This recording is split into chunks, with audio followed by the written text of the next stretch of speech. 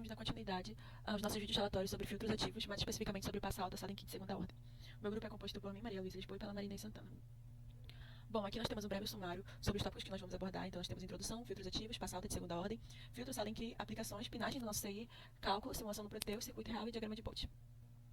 Bom, aqui nós temos a configuração que é no Proteus do nosso passa alta, o que nós projetamos, e basicamente a diferença entre o passa alta para o filtro que nós apresentamos anteriormente, que foi o passa baixa, é que eles invertem o RC. Então agora nós temos os nossos capacitores em cima e o nosso resistor embaixo. E no passa baixas nós temos o contrário. O passa baixa ele começa aqui, ele é alimentado pelos resistores e aqui embaixo nós temos os capacitores. Bom, e o que é o filtro ativo? Ele é um tipo de circuito eletrônico que é usado para atenuar ou amplificar determinadas faixas de frequência de um sinal. E a diferença de um filtro ativo para, por exemplo, um filtro passivo é que ele vai contar com um amplificador operacional. Então, nos filtros passivos, eles utilizam só tipo, os componentes, né? Capacitores, resistores, e nos filtros ativos nós vamos utilizar o nosso ampop. E, assim, dando um exemplo do que seria um filtro ativo para coisas que a gente vê na vida real. Basicamente, é o café. Quando a gente faz café, a gente coloca tudo que precisa ser utilizado no café. Então coloca o café, coloca a água, e o que vai sair desse filtro, do filtro de café, é o café já propriamente dito, o café pronto. Então é basicamente assim, um exemplo muito ordinário do que acontece no filtro ativo. A gente vai ter na nossa saída somente aquilo que a gente deseja, no caso, o que a gente configurou para a nossa frequência de corte. Então, o filtro passa alta, ele é um circuito que permite a passagem de sinais de alta frequência e atenua sinais de baixa frequência abaixo de uma frequência de corte específica. Então, aqui a gente tem uma imagem de como fica o diagrama de Bode de um filtro passa alta. E aqui, nessa linha nós temos todas as nossas frequências, então digamos que aqui a gente tem 100 mV, 200 mV e por aí até, enfim, uma frequência que vai ser determinada que vai ser determinada não, que uma frequência infinita, vamos dizer assim. E aqui nós vamos ter o nosso ganho em dB. Então, nós vamos ter uma frequência de corte, e essa frequência de corte, ela vai começar a deixar passar, assim, quando a gente chegar em 3 dB, ou seja, 0,707, que basicamente é a qualidade para o Beowulf, que é o tipo de sinal que a gente está utilizando aqui, o tipo de qualidade que a gente está utilizando. Bom, tem um detalhe que é mais relacionado ao hardware, porque, idealmente, a banda passante de um amplificador operacional, ela é infinita. Isso é teórico, né? Mas a gente sabe que, na prática, isso não acontece. Então, passa alta também tenderia a ser infinito. Eu começo onde tem uma frequência de corte e todas as outras frequências acima dela vão ser amplificadas pelo meu filtro, né? Porém, na realidade, isso não vai acontecer. Na realidade, a gente vai ter um impacto pelo hardware do operacional. Todo amplificador operacional ele vai estar limitado a qual é a banda passante. Caso, por exemplo, aqui nessa frequência de corte, tudo que tiver acima dela vai ser a nossa banda passante. E, teoricamente, isso aqui deveria deixar passar para sempre. Só que depois de um tempo, ela vai começar a cortar também. Só que esse efeito de corte ele é dado pela banda passante do meu próprio amplificador. Então, se ele fosse operar sem nenhuma restrição de capacitor, nem de nenhum tipo de filtro RC, se eu tivesse só o sinal que sai do nosso ampop, essa frequência ainda teria um limite, porque é o limite de configuração do próprio amplificador. Então, quando a gente vai trabalhar com frequências muito altas, que sejam na casa do quilo, do mega, a gente precisa ter bastante atenção ao tipo de amplificador que a gente vai usar para saber se ele atende aquela determinada frequência. Bom, e o que seria um filtro de segunda ordem? Um filtro passa alta de segunda ordem, ele é um circuito que atenua sinais de baixa frequência e permite a passagem de sinais de alta frequência com uma transição mais acentuada do que o filtro de primeira ordem, e ele possui dois capacitores. Então a gente consegue bater o olho aqui nesse circuito e saber que ele é um filtro passa alta de segunda ordem, tanto pela ordem aqui RC que nós temos, que o sinal ele vai estar entrando nos capacitores, tanto por ele ter dois elementos ativos, no caso dos nossos dois capacitores. E também tem uma outra forma da gente saber que um filtro ele é passa alta de segunda ordem, que é pela nossa função de transferência. No nosso denominador, ele vai começar com a potência de 2, e se ele começar com a potência de 2, ele é um filtro de segunda ordem, se ele começar com a potência de 3, ele é um filtro de terceira ordem, se ele começar com a potência de 5, ele é um filtro de quinta ordem, por aí sucessivamente. Bom, e o que é a topologia Salenky? O filtro Salenky é uma topologia amplamente utilizada para implementar filtros analógicos de segunda ordem. Ele utiliza um amplificador operacional, resistores e capacitores para criar uma resposta de frequência precisa. E além disso, a topologia Salenky ela é mais relacionada à arquitetura. Então, quando a gente olha esse tipo de topologia, a gente sabe que é um Salenky justamente por esse tipo de arquitetura aqui, que tem essa realimentação, que esse filtro aqui ele vai para o terra, é mais fisicamente falando no sentido de visão, sabe? De olhar e saber que é um Salenky. Além disso, é importante considerar outros aspectos, como a estrutura do circuito, desempenho, aplicação. E a topologia Salenky é muito utilizada porque ele cria uma filtragem com alta estabilidade e uma resposta suave. Bom, falando um pouco agora sobre as aplicações do filtro passa alta. Ele é muito utilizado para processamento de sinais biométricos, removendo componentes indesejados de baixa frequência e preservando informações relevantes de alta frequência, além de garantir uma transição mais acentuada entre as frequências filtradas e preservadas. Então, aqui em primeiro exemplo, nós colocamos a filtragem de sinais fisiológicos. Em exames como o ECG, EMG, o EEG, a gente tem ruídos de baixa frequência, eles podem interferir na interpretação desses tipos de sinais. E esses ruídos, eles podem vir de movimentos musculares, de variação na linha de base, de interferências elétricas. E o filtro passa alta, ele elimina esse tipo de oscilação lenta, e ele preserva as frequências que são mais altas, que são as que interessam pra gente. E que contém algum tipo de informação sobre a atividade que está sendo mensurada. Atividade cerebral, se for o EEG, atividade cardíaca, se for o ECG, atividade muscular, se for o EMG. E também a gente tem melhor o contraste e destaca bordas e detalhes em imagens médicas. Isso é útil em exames como ressonância magnética, tomografia computadorizada, ultrassonografia, onde detalhes finos eles podem ser essenciais para diagnósticos que são muito precisos. E o filtro ele age atenuando variações suaves de densidade e realçando transições bruscas. E além disso, o filtro, quando eles são bem projetados, eles garantem uma separação nítida entre os sinais filtrados e preservados. E isso é importante para que a gente possa evitar a perda de informações relevantes e minimizar a distorção dos sinais médicos.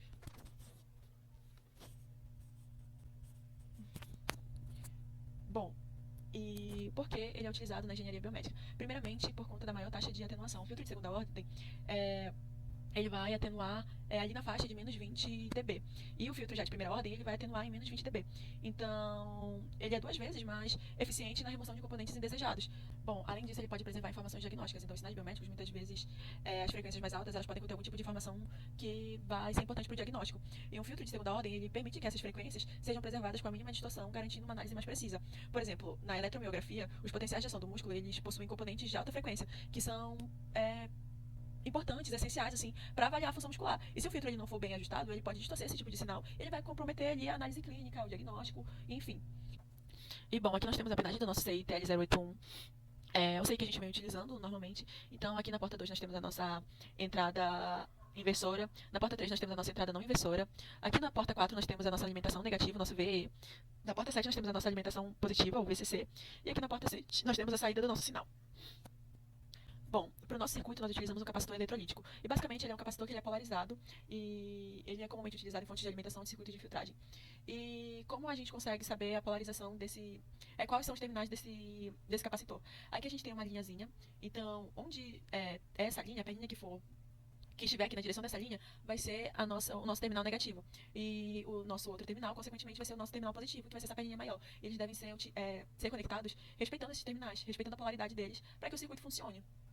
Bom, e aqui nós temos os nossos cálculos, e nós temos o cálculo da nossa frequência de corte, e basicamente a frequência de corte é a frequência de amplitude do sinal é reduzida a 70,7% do valor máximo, ou seja, menos 3 dB. E a fórmula da nossa frequência de corte é essa, e a diferença da nossa fórmula atual, que é a do passa alta para o passa baixa, é que aqui nós temos os nossos capacitores iguais, então eles estão fora da raiz, e o que está dentro da raiz vão ser os nossos resistores, porque eles têm valores diferentes. E o fator de qualidade, ele mede a seletividade de um filtro, indicando quão acentuada é a transição entre a banda de passagem e a banda de rejeição. Então, nós temos aqui o cálculo, então vai ser 1 sobre 2, raiz de R1 sobre R2. Então, bem, aqui nós temos os cálculos para nós descobrirmos os valores dos nossos resistores.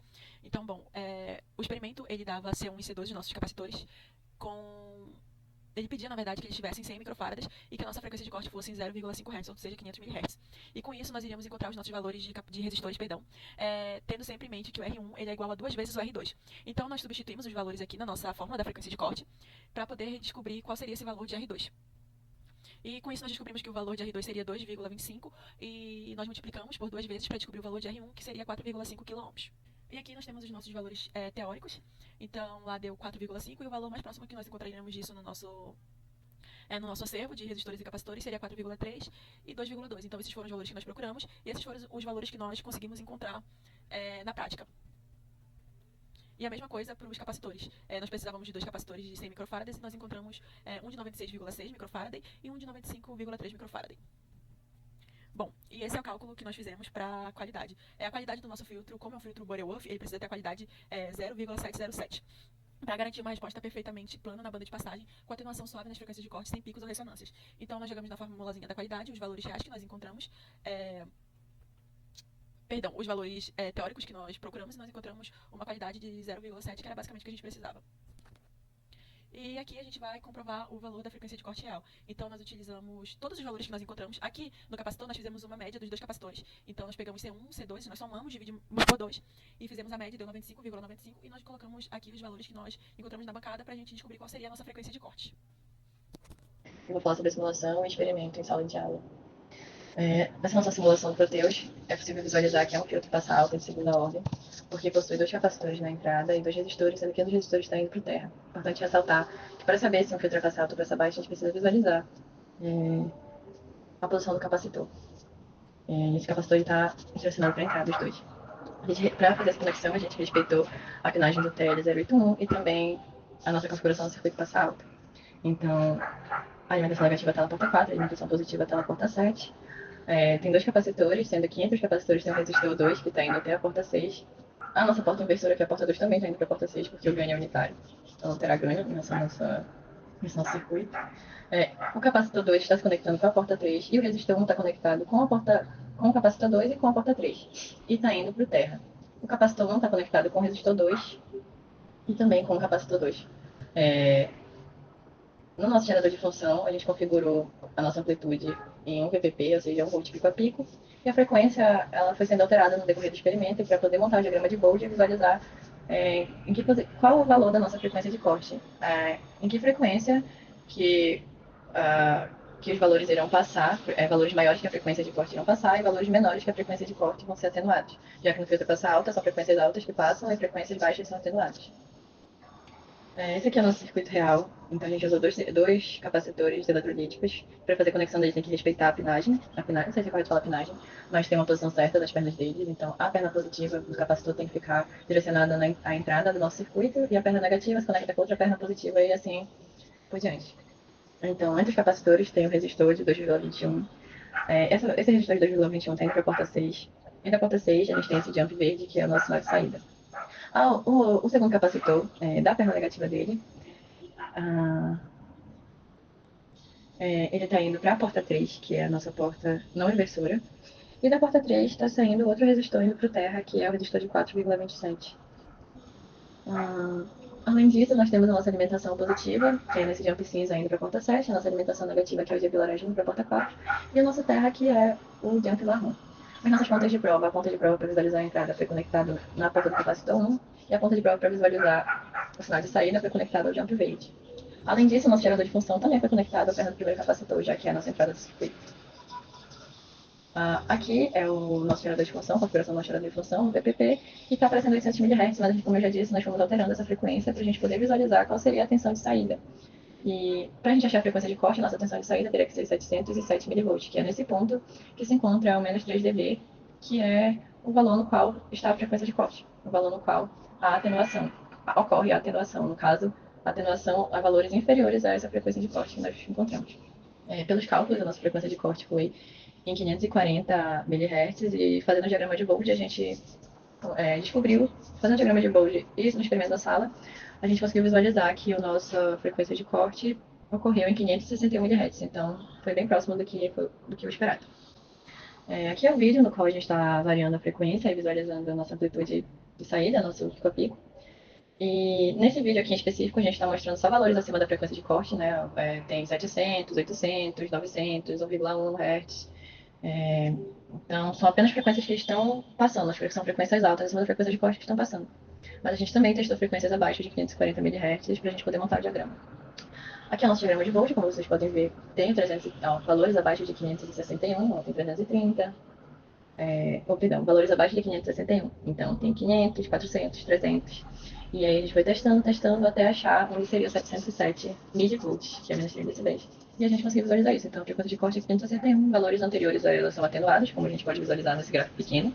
E valores acima de 561 vão passar, só que vão respeitar a configuração de um VPP que a gente colocou no nosso osciloscópio. Aqui, nosso diagrama de Bode no Proteus. Então, como vocês podem ver, o valor da saída aqui no cantinho é menos 3 dB, é exatamente nessa posição onde se encontra a frequência de corte. E também a gente consegue visualizar que essa frequência de corte é 561.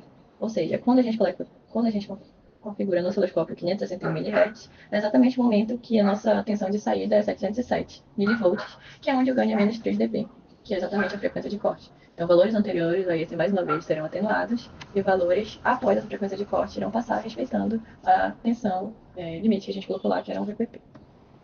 E a conclusão é que a gente realmente conseguiu ver que, por meio do osciloscópio do gerador de sinais, que ocorreu a atenuação de baixas frequências e a passagem de altas frequências conforme o que era esperado. E a gente sabe que a atenuação de baixas frequências e deixar apenas frequências altas passarem é muito eficaz para a filtragem de sinais fisiológicos.